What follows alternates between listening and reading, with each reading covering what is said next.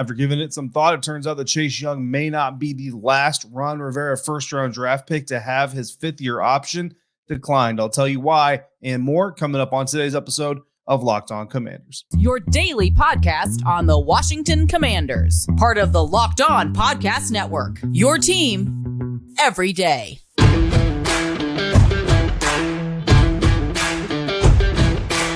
Welcome into this Wednesday episode of the Locked On Commanders podcast, your daily podcast covering the Washington Commanders, part of the Locked On Podcast Network, your team every day. Thanks so much for making Locked On Commanders your first listen of the day every day.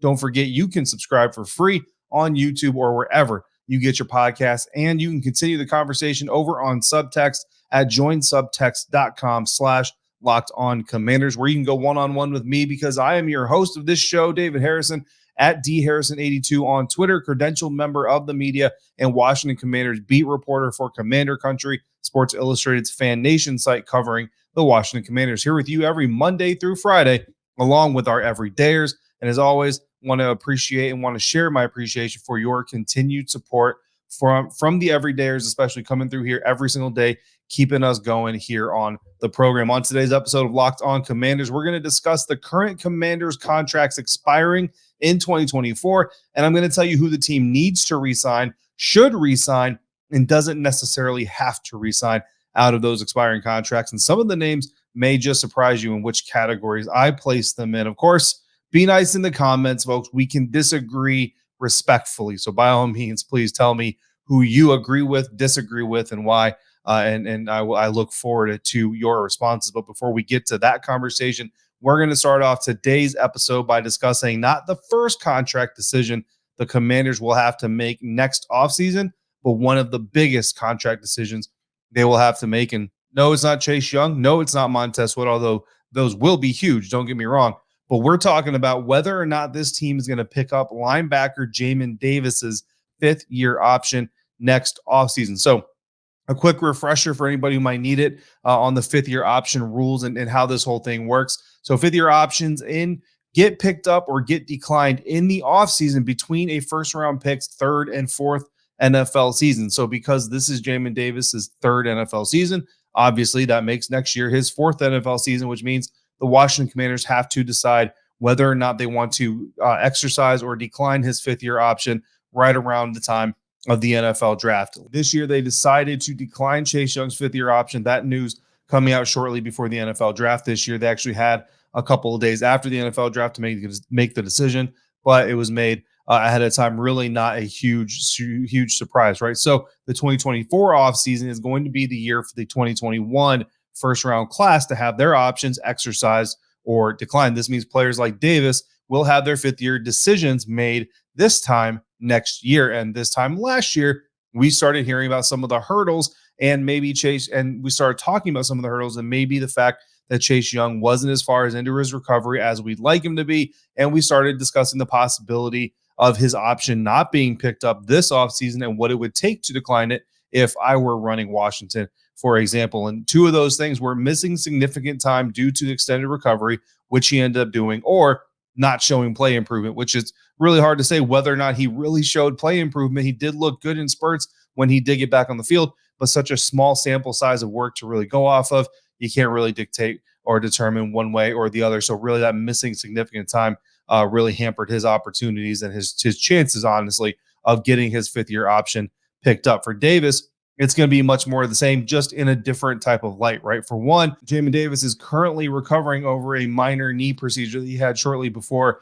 the OTA and voluntary portion of the offseason began, and then ultimately led into the minicamp where he wasn't able to participate in the team drills or in the individual drills, doing a lot of work on the rehab field and all that stuff. So his health and his availability, again, the best ability is availability, are going to be key to his future with the Washington Commanders. If that minor knee procedure turns out to be more of a situation that's being led on right now, that could be a problem when you talk about Jamin Davis and his future with the Washington Commanders. But now let's look at what he's already done, right? He's got a full third season ahead of him to improve any type of numbers, but let's look at those numbers and how they stack up since he entered the NFL in 2021. Among linebackers in the NFL since he entered the league in 2021, Jamin Davis currently is tied for 69th in the NFL with 4 sacks, 36th with 180 tackles, tied for 46th and with 12 tackles for loss, tied for 90th with 7 quarterback hits. He's got no interceptions, no forced fumbles,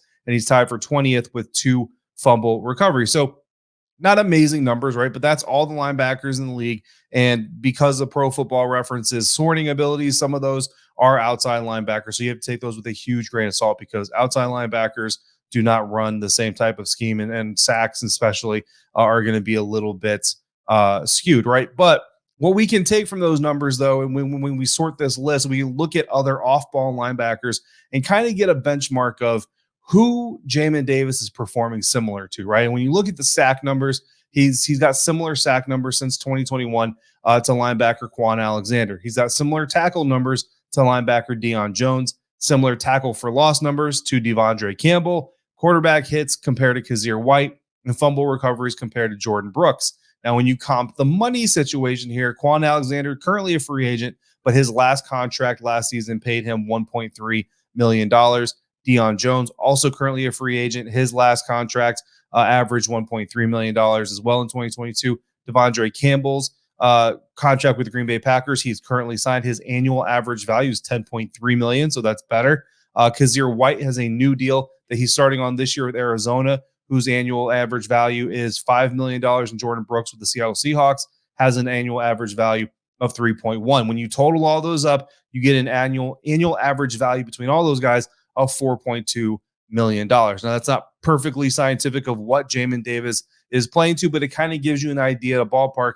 The guys that are playing the way that he's playing, what they're making an average of about $4.2 million. Now, if you compare that production to the tier pay average to what a fifth-year option is going to cost Washington in 2025 if they pick it up, well, again, a little refresher, there are multiple tiers of option levels for the fifth-year option. The first tier is the basic tier. Every single player qualifies for the basic tier of fifth-year option. That would average the 3rd to 25th highest salaries over the past 5 years for your position group, and that's what you would get paid if your basic fifth-year option was picked up. Or you could earn a playtime number or fifth-year option, which you would have to meet certain snap count criteria. We'll go over that here in just a little bit. That would average the 3rd to 20th highest contracts in your position group. If you make a Pro Bowl, that gets elevated. If you make more than one Pro Bowl, your pay gets elevated.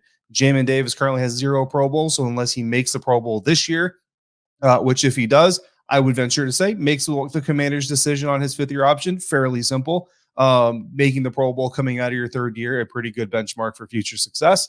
But he doesn't have any currently, so he doesn't qualify there. He had 79.89% of the snap counts in 2022, which is good, but he only had 52.48% in 2021, which is not as good. He would need about 93% of the snap count this year to average out 75%, but he still qualifies for the playtime level of fifth-year option because he only needs 50% of the snap share to earn a playtime rate after this season. If he doesn't play at least 50%, you're talking either a benching or an injury, and those questions come into concern. Like we talked about with Chase Young, and I don't think there's any way the Commanders pick up this option. So as long as he plays at least 50% of the snaps, which he should, he will get a projected amount in his fifth-year option over $12.7 million. 12.7 is what the playtime number was this year for linebackers.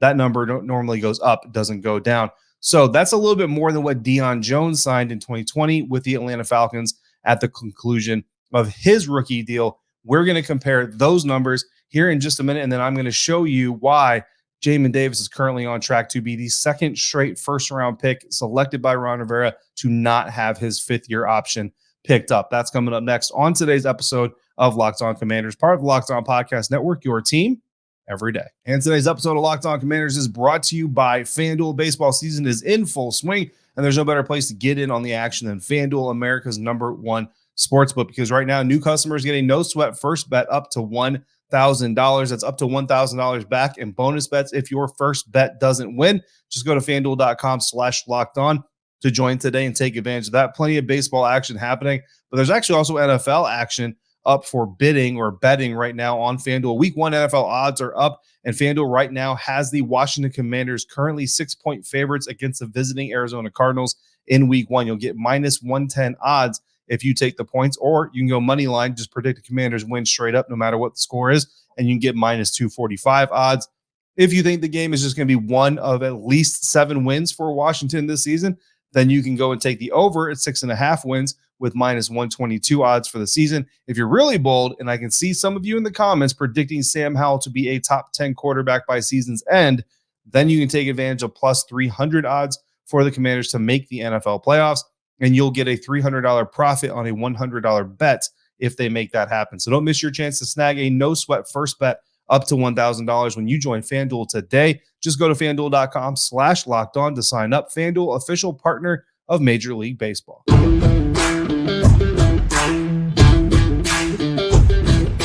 Continuing today's episode of Locked On Commanders, we've been talking about Jamin Davis' performance, how it stacks up to some other NFL linebackers, and what that fifth-year option would cost the Washington Commanders. And right now, we can tell you it's going to cost them at least $12.7 million. In reality, it's going to cost more than $12.7 million, closer to $13 million, depending on what happens in free agency between now and then, and new contracts and re-signings and all that stuff. But again, that contract comp is most closely related to Deion Jones and the deal he signed in 2020, extending with the Atlanta Falcons after completing his rookie deal.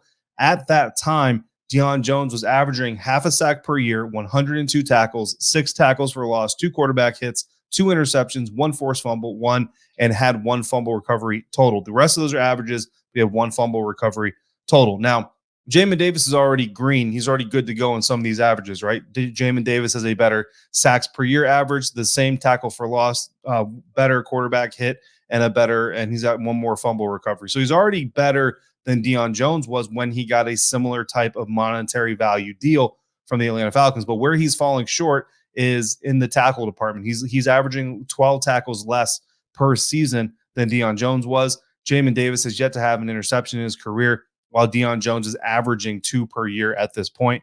And then no forced fumbles by Jamin Davis, while Deion Jones was averaging 1 per year. So the Falcons got to see 4 years of Deion Jones before agreeing to this contract.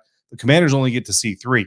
So that's going to be incredibly important. I think the bottom line is, for Jamin Davis to convince the Washington Commanders they need to pick up this option, he needs to go out there and start matching at least some of those Deion Jones numbers. And if you look at Deion Jones' career, he ends up flaming out with the Atlanta Falcons, goes to the Cleveland Browns, ends up getting released there. So there's even a little bit of a track record there saying, look, just because you did it 1 year, maybe we're not really going to commit, but a 1-year, 5th-year option might be attractive. Bottom line is Jamin Davis needs to pick up some of the takeaway contributions, get some interceptions, force some fumbles, help your defense turn the ball over while maintaining some of those tackle numbers, maybe improve the tackle numbers a little bit, also get to the quarterback when you have the opportunity. If his game stays status quo, no interception, no forced fumbles, stuff like that, I don't see the Washington Commanders picking up his 5th-year option. And on top of Chase Young, that would make him the second straight first round pick selected by Ron Rivera to not have his 5th-year option picked up. Not a huge deal, but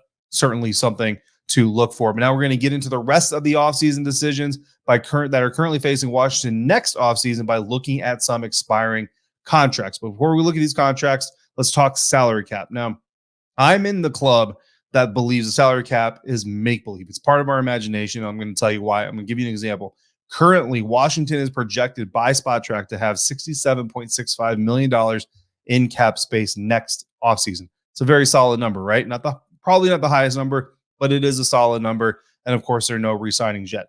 But through the magic of simple restructures, however, the team could have as much as $98.35 million in cap space in just 3 moves. And these are simple restructures, right? So when I tell you that the salary cap doesn't necessarily matter, that's why I tell you the salary cap doesn't necessarily matter. So I'm going to get into some of these projected offseason moves, but I'm not going to get into the numbers necessarily. We're just going to talk players. We're going to talk about their value to the team as it stands today. And again, big caveat, this can change through the next season. Obviously, we've got 18 weeks of regular season football, maybe some postseason football. Things can change dramatically from now to then, but we're going to take an early look here at these expiring contracts. So again, take it with a grain of salt. We're not going to talk numbers because with $100 million, you can re-sign all these guys if you really, really want to. The Washington Commanders currently have 33 expiring contracts coming up next season. So here's how we're going to break it down. We're going to talk about players the Commanders need to re-sign, ones they should re-sign, and who they don't have to re-sign, but still could. of course, and we're going to do it by position groups. And we're going to start by the position group that I think is the most obvious position group to start with, the defensive ends. And we're going to, we've talked extensively about this group. We've talked extensively about individuals in this group. Chase Young, Montez Sweat, F.A. Obata, Will Bradley King, James Smith-Williams, Casey Tuhill are all projected free agents next year. So looking at these guys, who do I think the Washington Commanders need to re-sign? Remember, if you're going to comment, please keep it respectful.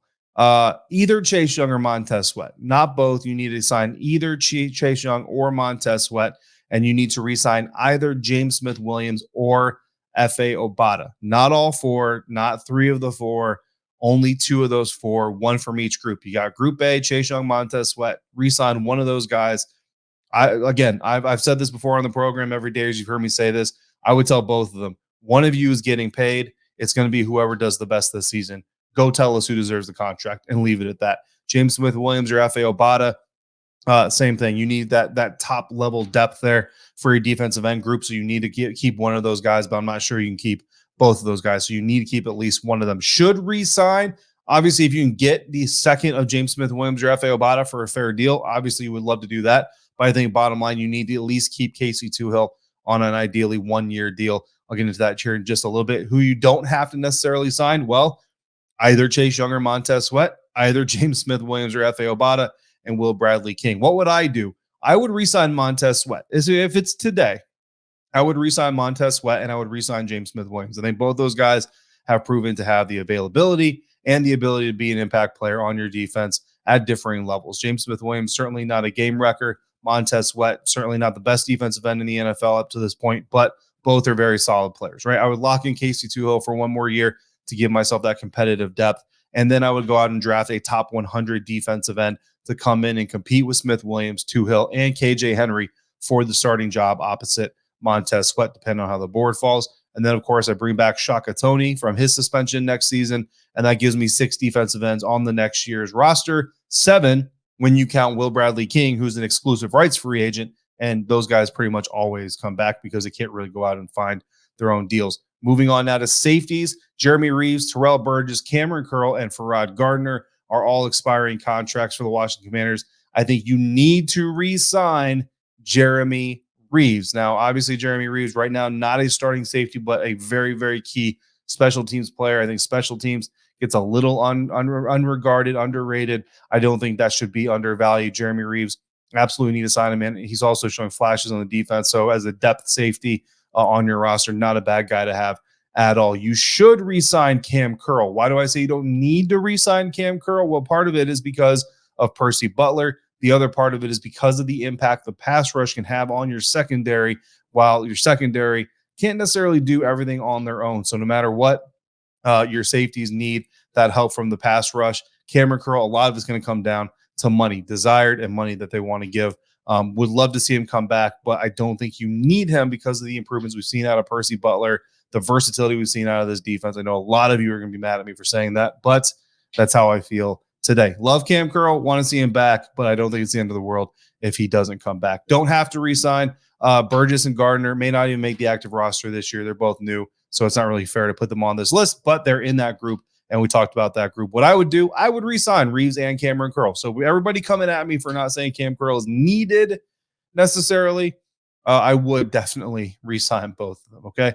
Next position group, we're going to look at the linebackers. Cody Barton, the newcomer, is on a 1-year deal, so his is expiring. Khaleke Hudson, Milo Eifler, Dejon Harris. I think you need to re-sign Khaleke Hudson, a key special teams contributor. He's been on the defense for a while. He knows the scheme.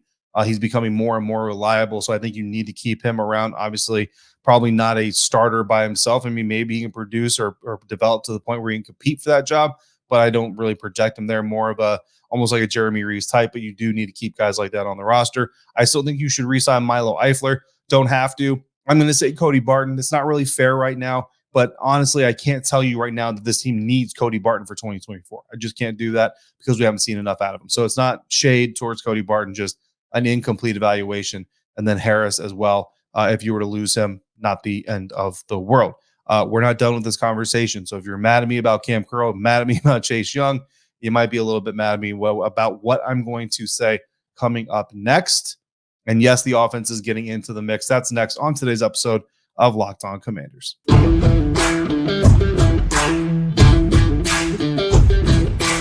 Finishing up our look on upcoming expiring contracts for the Washington Commanders and an early look at where each player stands in terms of value to the team. The next position group we're going to look at is the cornerback group. It's our last defensive-only group that we're going to look at. Kendall Fuller, DeMarcus Fields, and Rashad Wildgoose are all your expiring contracts.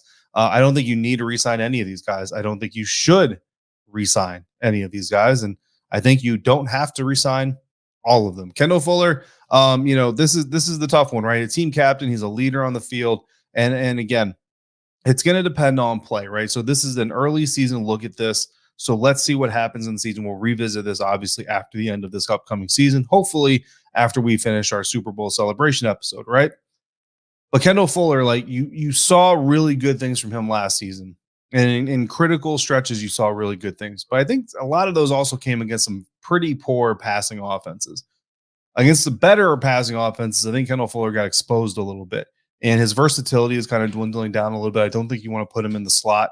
But when you look at what the Washington Commanders have done, this time next year, you're going to look at Benjamin St-Juste has another year of experience under his belt. Emmanuel Forbes is now through his rookie season. Quan Martin is now through his rookie season.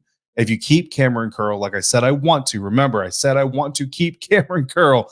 Then you've got him back there. You've got Derek Forrest. Now Percy Butler has got some more versatility and ability. I mean, your secondary is looking really, really good.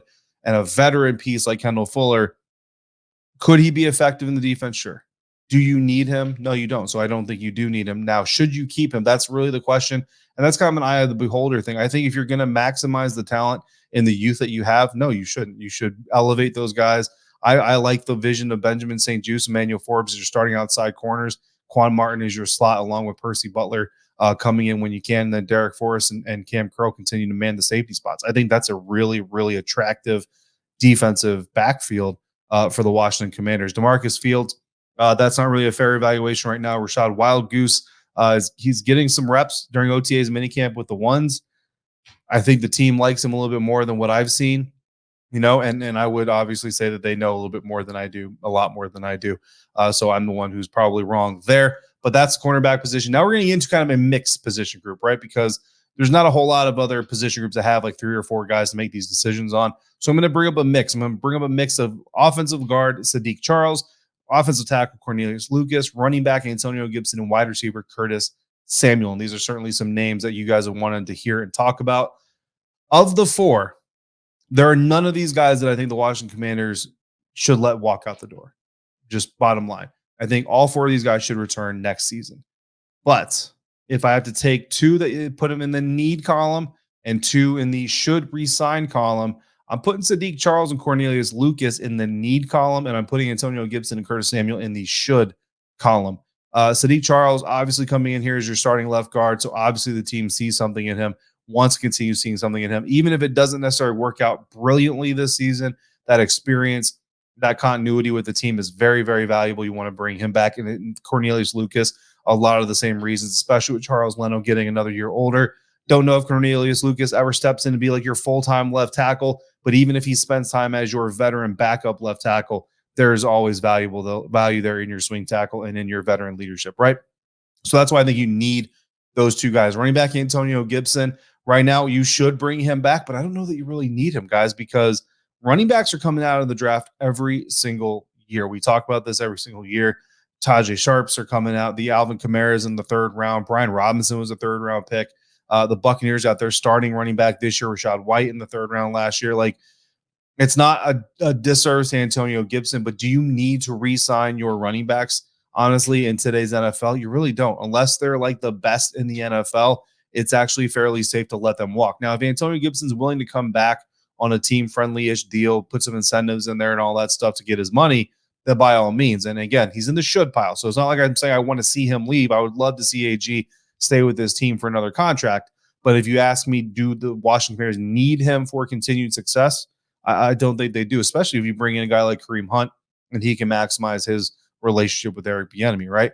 Curtis Samuel is another one. I love what Curtis Samuel brings to the field, but I think when you have a guy like Jahan Dotson, Terry McLaurin, they can become your top 2 wide receivers, and then you like Curtis Samuel as your slot guy. But again, a lot of this is predicated on how much money is he going to want. If he's asking for a little bit too much money, you should want to bring him back, but that also opens the door for you to feel okay to let him go. Target maybe a young receiver in the middle rounds next year to come in and kind of fill that role, or a free agent or a trade or something like that. Remember, Brandon Cooks was just traded from the Houston Texans to the Dallas Cowboys this last offseason. There's always going to be guys available. And the NFL, honestly, is being slammed by wide receiver talent every single year. So love Antonio Gibson, love Curtis Samuel, would love to bring both those guys back, but I don't think I can put them in the need to bring them back pile. Maybe I'm a little bit too stingy with my need pile. You know what I mean? That's perfectly fair. So look, I know some of you are going to disagree with some of the piles that I've compiled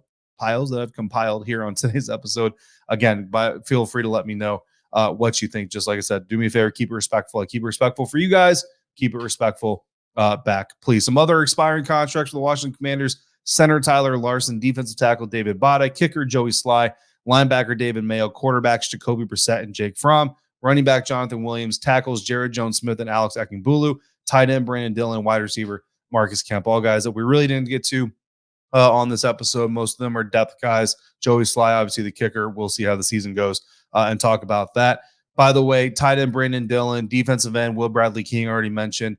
Safety Farrod Gardner, cornerback DeMarcus Fields, defensive tackle David Bada, and offensive tackle Alex Akingbulu, all exclusive rights free agents. Usually those guys come back, so you can probably count on those guys coming back next year if they're around still on the team to be exclusive rights free agents. So coming up tomorrow, we are going to have another episode. We're going to dive more into, I've got some ideas for some more comparisons and roster futures type of conversations that we want to dive into. We'll see what the news cycle brings up. In the meantime, if you have questions or comments, just throw them in the YouTube comments, on Twitter, or email me at lockedoncommanders@gmail.com, or you can send them directly to me via Subtext. As always, thank you so much for making Locked On Commanders your first listen of the day, every day. Every dayers, thanks for coming through on a consistent basis like you do, especially here during the dead period where we are talking about speculations and projections.